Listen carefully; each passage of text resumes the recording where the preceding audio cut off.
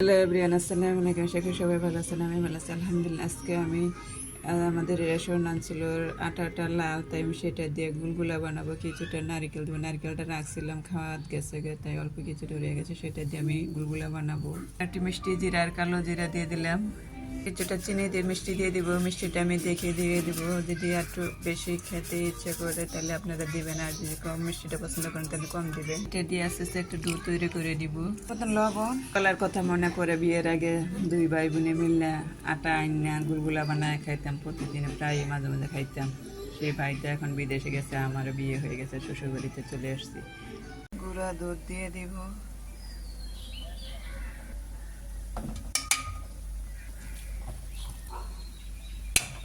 বানায় নেব এখন।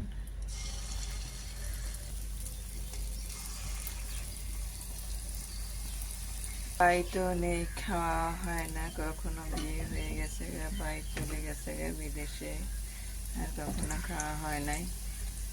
তাই মাঝে মাঝে মনে হয় ভাইয়ের কথা, ভাই শুক্তা বানানোর কথা। এগুলো হয়ে গেছে, এখন তুলে নেব। লাল আটা দিয়ে নাস্তা বানানো খুবই সুন্দর লাগে।